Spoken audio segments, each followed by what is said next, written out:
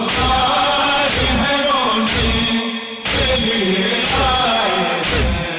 باللہ السمیع العلیم من الشیطان اللعین الرجیم بسم اللہ الرحمن الرحیم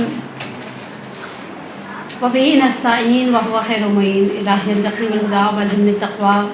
اور میرا آج کا درس اصولی اعتبار سے میری جب بات ہوئی تھی تو استقبال ماہ محرم الحرام کے حوالے سے میں نے بات کی تھی۔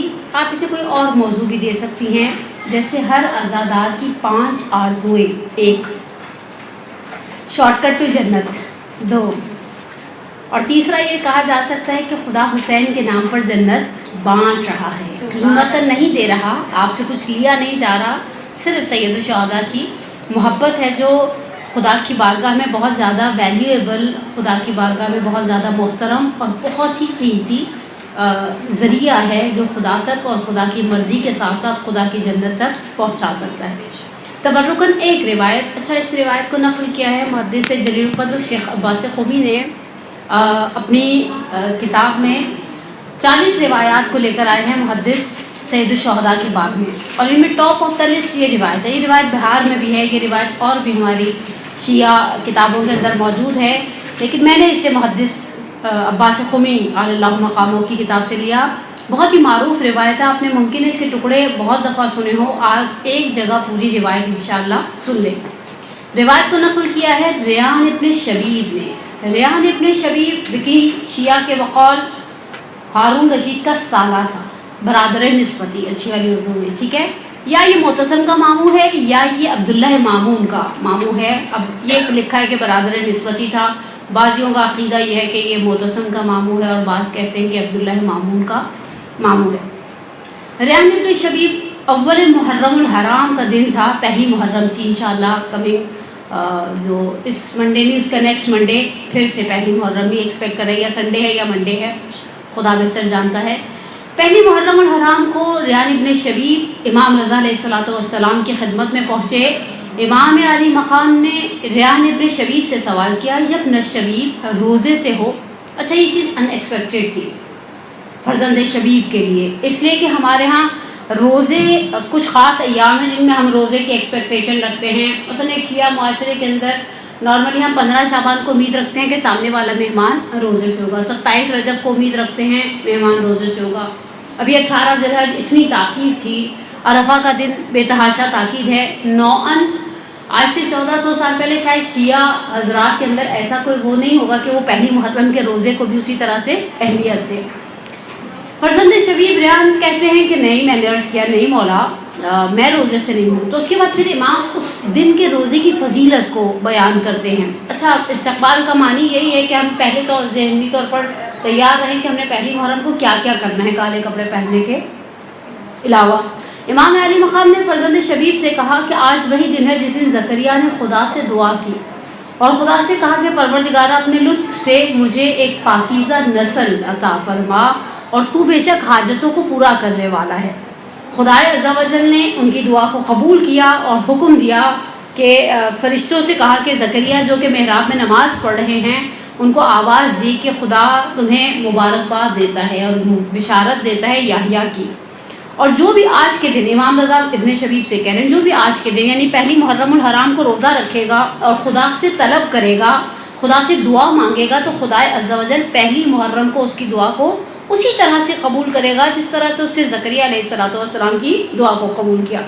اس کے بعد امام فرماتے ہیں یہ ابن شبیب محرم وہی مہینہ ہے جس مہینے میں جاہلیت کے زمانے میں، یعنی جب بیٹیوں کو زندہ درگور کر دیتے تھے اور جب ایک بکری کے پانی پینے پر 80-80 سال لوگ لڑتے رہتے تھے اور قبیلے ایک دوسرے کے ساتھ جنگوں سے ہی فرصت نہیں ملتی تھی، اس زمانے میں بھی، جاہلیت کے زمانے میں بھی احترام تھا محرم کا۔ امام فرماتے ہیں اس زمانے میں بھی ظلم، کشتار، جنگ روک دی جاتی تھی اس محرم کے احترام میں۔ حرام مہینوں میں سے ایک مہینہ ہے محرم الحرام کا۔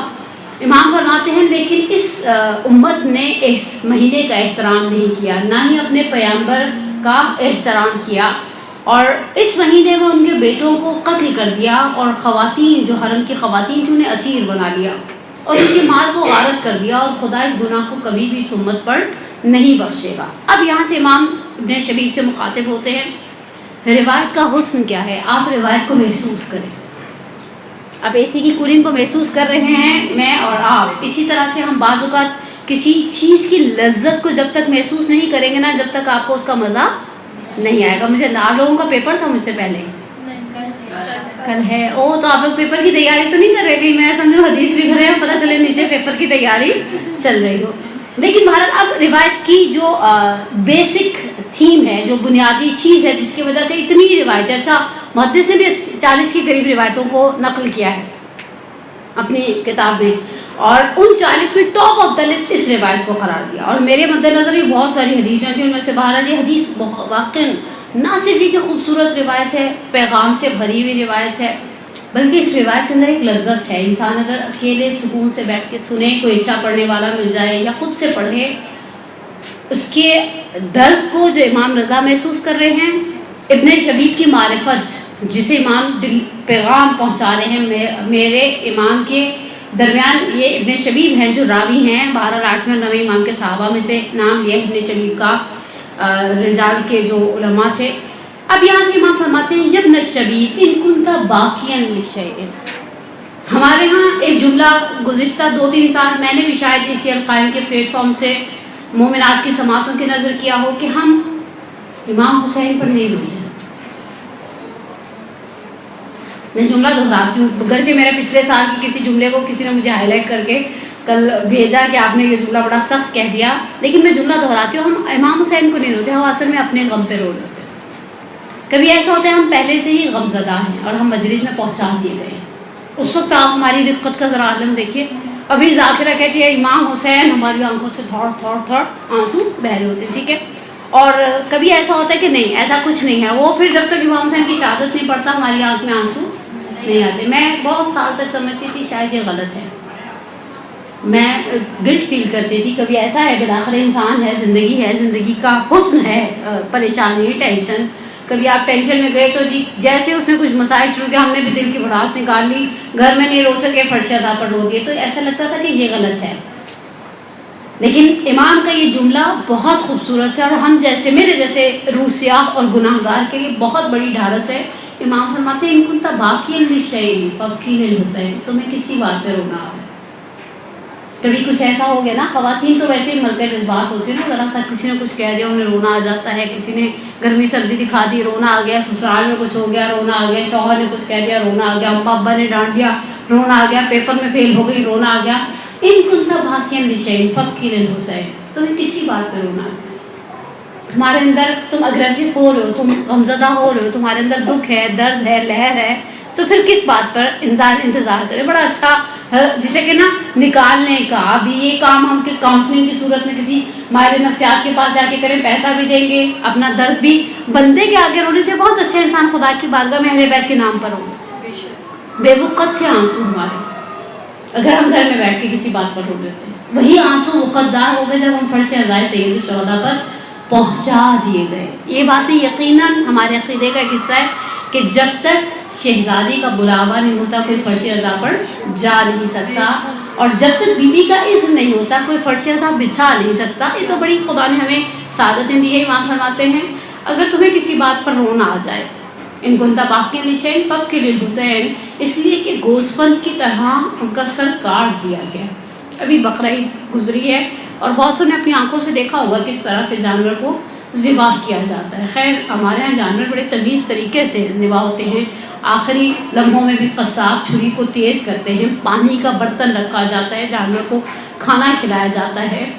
ہماری جانیں قربان ہو جاؤ سید مظلوم پر کہ جسے ذبح کرنے سے پہلے پانی نہیں پلایا گیا. حتیٰ میں کچھ دن پہلے تک سوچی تھی شاید یہ ہمارا ممبر ہی کہتا ہے کہ شہزادی یہ چیز دیکھ رہی تھی قلعہ زینبیہ سے، لیکن آغا اندری پہ حمدانی اپنی کتاب میں نقل کرتے ہیں کہ شہزادی نے عمر سعد سے مخاطب ہو کر کہا عمر سعد تم دیکھ رہے ہو اور میرا بھائی اس بے دردی سے ذبح کیا جا رہا ہے. یعنی شہزادی تھی اور دیکھ رہی تھی جناب زینب کبریٰ.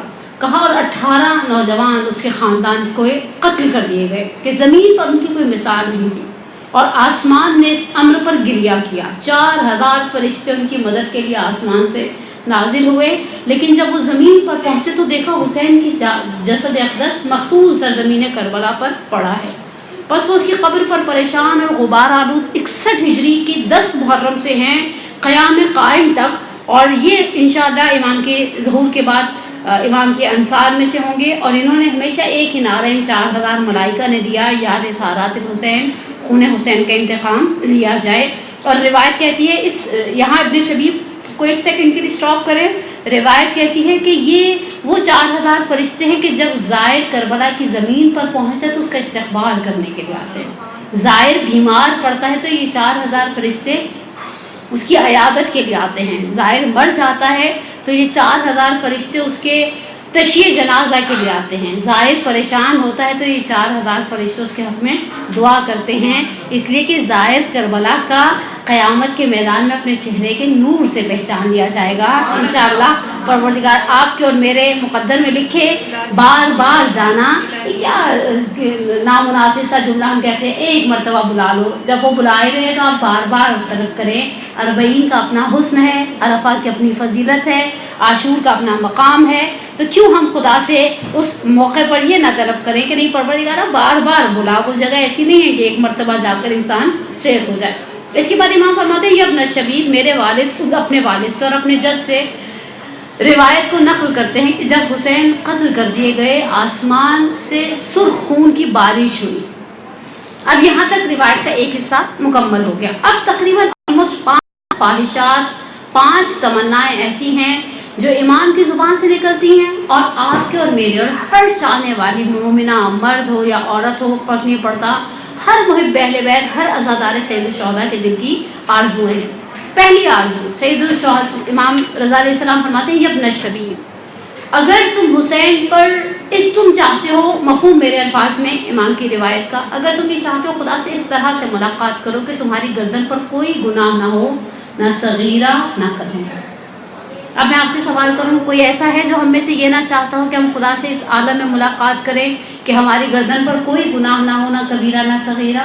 ہم دستور سی بات ہے، ہم سب یہ چاہتے ہیں کہ ہم خدا سے بے گناہ، اچھا گناہ کیے بھی ہیں ہمیں اپنے گناہوں کا انکار نہیں ہے۔ بقول شاعر کے اس یہاں سے کبھی ہم نے کنارہ نہ کیا، پر تو نے دل آزردہ ہمارا نہ کیا، ہم نے تو جہنم کی بہت کی تدبیر لیکن تیری رحمت نے گوارا نہ کیا۔ انشاءاللہ پروردگار سید الشہداء کے صدقے میں بہشت کی بہترین نعمتوں سے مالامال کرے۔ امام فرماتے ہیں اگر یہ چاہتے ہو کہ اس عالم میں ملاقات کرو، اس طرح سے رو کہ تمہارے آنسو تمہارے رخسار پر جاری ہو۔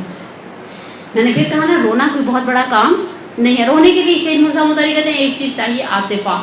آپ کے اندر دل کو آگ لگتی نا، آنکھ سے خود بخود آنسو بہتا ہے، اور اس کے لیے آپ کو ریئلائز کرنا پڑتا ہے سید الشہداء کی اس مصیبت کو جو امام حسین پر اور ان کے اقربا پر اور ان کے اعزا پر گزر گئی۔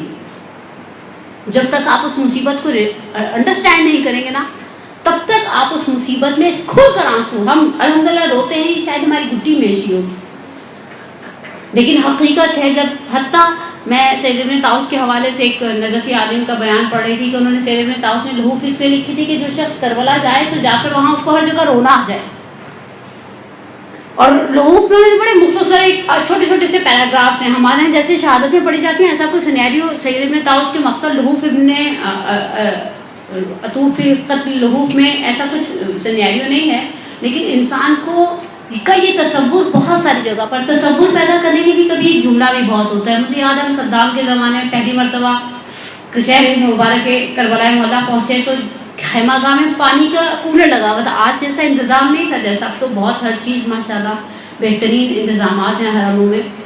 تو جیسے ہی بچے تھے ساتھ، کچھ 6-7 بچوں نے پانی، ایز یوزول گرمی کا موسم تھا، شاید جون ہی تھا یا جولائی تھا، باہر 50 کے قریب ٹیمپریچر تھا، انہوں نے پانی مانگا تو ہمارے ساتھ ایک سید عالم دین تھے، انہوں نے ایک جملہ کہا جہاں کھڑے ہو کر پانی پی رہے ہو نا، یہاں حسین کے بچے پانی کے لیے تڑپتے ہیں۔ اور آج ہم بعض اوقات دیکھتے ہیں کہ لوگ کربلا میں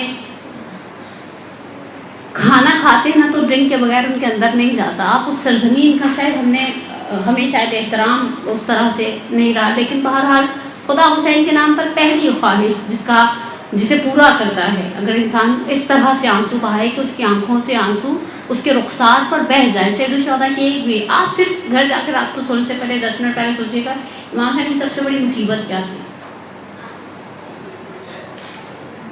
آپ میں سے یقیناً میرا اندازہ رقائم میں بہت ساری ذاکرات بھی ہوتی ہیں، پڑھنے والی ماشاءاللہ مدارس سے وابستہ بچیاں ہیں، مومنات ہیں، بہنیں ہیں ہماری۔ میں کبھی کبھی سوچوں نا تو سوچوں امام حسین کی کوئی بھی مصیبت ایسی نہیں تھی جسے آپ نے حل کی تھی، لیکن کبھی کبھی کسی مصیبت کے بارے میں ایک تصور آتا ہے کہ شاید وہ بے مثال تھی. اب وہ اللہ عالم یہ ہماری استحسانات ہوتے ہیں، ہماری ذاتی ایزمپشنز ہوتی ہیں، ہمارا اپنا ایک ذاتی جسے کہ نا رجحان ہوتا ہے. مثلا شاید ایک لمحے کے لیے اگر میں رکوں تو میں سوچوں کہ جب وہ پشت فرس پر بیٹھے، شیخ موسیٰ متولی نے مقبرہ مطہر میں ایک جملہ نقل کیا ہے، امام حسین سرعت کے ساتھ نیچے اترے. اچھا صرف سرعت کے ساتھ نیچے نہیں اترے بلکہ امام حسین نے کسی بچی کو گود میں بٹھایا. یہ بات کہا کہ دیکھو اپنے آنسوں سے باپ کے دل کو آگ نہ لگاؤ. یہ جملہ آپ کو مختر میں کہیں نہیں ملے گا، اپنے آنسوں سے باپ کے دل کو آگ نہ لگاؤ. کس کوئی چیز تھی جس نے امام حسین کے دل کو آگ لگا دی. باقاعدہ شعر نقل کیا ہے شیخ موسیٰ متولی نے، مقبرہ مطہر اردو میں موجود ہے، ترجمہ کیا ہے جامعہ تعلیمات والوں نے. اور امام حسین کی شفقت پدری کا تقاضا ہے. امام حسین کو بڑا احساس تھا دو چیزوں کا، ایک یہ کہ زمین بہت گرم ہے، تم کہاں بیٹھ گئی ہو. وہ ایک معروف نو ہے نا ریحان اعظمی صاحب کا، جس میں وہ فرماتے ہیں کہ میں راہوار کے میرے پاؤں نہ پڑ، میری بچی تو سیدانی ہے. اس طرح سے تو گھوڑے کے پیر پکڑتا ہے جس طرح سے تم پکڑ کے بیٹھی ہو. سید الشہداء کی بہرحال مصیبتیں انسان محسوس کرے. سید الشہداء کی مصیبتیں ہلکی نہیں تھیں. صبر ایوب حیران ہے اور حیران ہونا بھی چاہیے. اس کے بعد امام حلیمہ خان دوسرا جملہ فرماتے ہیں، یبن الشبیب اگر چاہتے ہو بے گناہ ملاقات کرو خدائے عز و جل سے، حسین کی زیارت کرو. حسین کی زیارت میں بہت اجر اور ثواب رکھا ہے.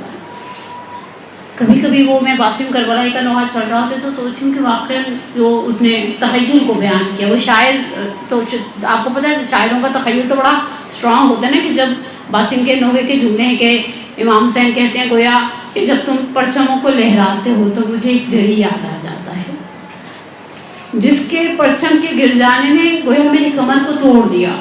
انسان کربلا کی سرزمین پر پہنچتا ہے، کربلا شہر عشق ہے. میں ایک جملہ یہاں پر اس پلیٹ فارم کی بدولت بہت ساری سماعتوں تک پہنچانا چاہوں. ہم نے آہستہ آہستہ اربعین کو فیسٹیول بنانا شروع کر دیا. بعض اوقات کوئی شخص زیارت کر کے خاندان میں سے فیملی میں سے پلٹتا ہے تو ایسے جملے کانوں تک آتے ہیں، بس راستے میں دل ہوا ایسے نیسکیفے پینے کا، اگلے موقع پر نیسکیفے تھا، راستے میں دل ہوا فرائز کھانے کا، نیکسٹ موقع پر مولا نے بڑا معجزہ دکھایا، مولا نے بڑا معجزہ دکھایا. دل کیسے ہوا؟ دل کیسے ہوا؟ امام کو مدینے میں پتہ چلا چھٹے امام کو کہ کوئی شخص زیارت کے لیے جا رہا ہے، بھنا ہوا گوشت ساتھ وہ جو فرائی کر کے پرانے زمانے میں لوگ سیو کرنے کے لیے نمک اور تیل سے نکال کر سرکہ وغیرہ کچھ لگا کر لے جاتے تھے. امام نے کہا یہ اپنے ماں باپ کی قبروں پر جاتے تو ایسے جاتے.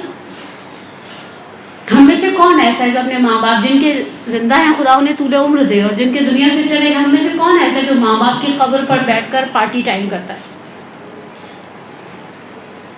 اور ہم زبان سے کہتے ہیں ویبیانتا و امی، میرے ماں باپ آپ پر قربان، میری جان آپ پر قربان، ونفسی لک الوقاء، میری جان آپ پر قربان. نہیں، زیارت کریں، زیارت کو محسوس کریں کہ آپ کس کی زیارت کے لیے آئے ہیں. کہ جس کی پتلیاں دم شہادت پھری ہوئی تھیں حسین مظلوم کی.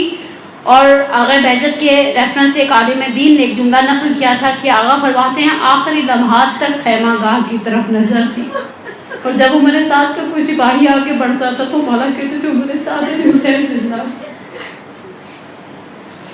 اور عاشور کا دن اگر خصوص پروردگار ایک عاشور نہیں بار بار عاشور نصیب کرے. 4 لاکھ حج اور عمرے کا ثواب ہے اس شخص کے لیے جو اپنے آپ کو کربلا معلیٰ میں پہنچا دے.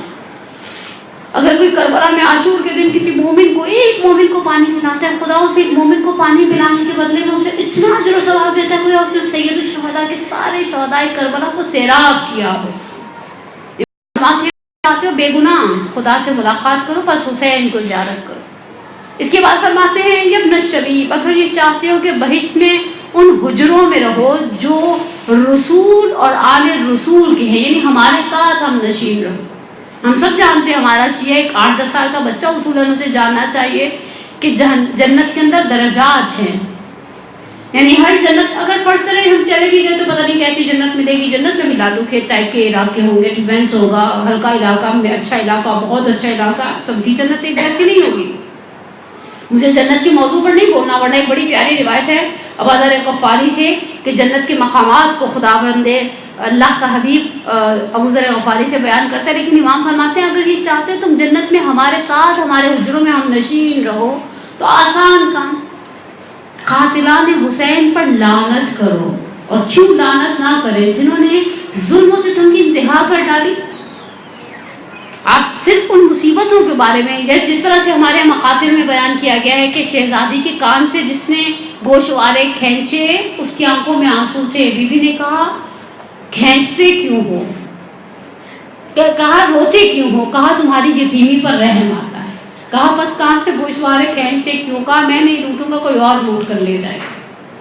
کم مصیبت تھی سرزمین کربلا پر. میں کبھی کبھی سوچوں جب ایک جملہ نقل کیا ہے ابو الفضل اردکانی نے اپنی کتاب قیام مختار میں, اردو ترجمہ میں اس کتاب کا مارکیٹ میں اویلیبل ہے, ایک مقام پر نقل کیا کہ شب یعنی جب عاشور کا دن گزر گیا تو عمر سعد ملعون نے کہا کہ ہم چاہتے ہیں کہ انتقام کو کمال تک پہنچا دیں. اس کے سپاہی جو ملعون قسم کے تھے انہوں نے کہا امیر کیا چاہتے ہیں؟ کہا میں چاہتا ہوں ان لاشوں پر گھوڑے دوڑا دیے جائیں. یشمر لعین کیوں ہم تم پر لعنت نہ کرے. جب 7 محرم کو سرزمین کربلا میں وارد ہوئے تو اس نے اپنے گھوڑ سواروں سے کہا اپنے گھوڑوں کو تیزی سے دوڑاتے ہوئے حسین کے خیام کا چکر لگاؤ. میں چاہتا ہوں بچے ماؤں کی گودیوں میں سہم جائیں. اور پوچھے کس چیز کی دھمک ہے تو پتہ چلے قاتلان پدر میں, قاتلان بزرگان میں اضافہ ہو رہا ہے.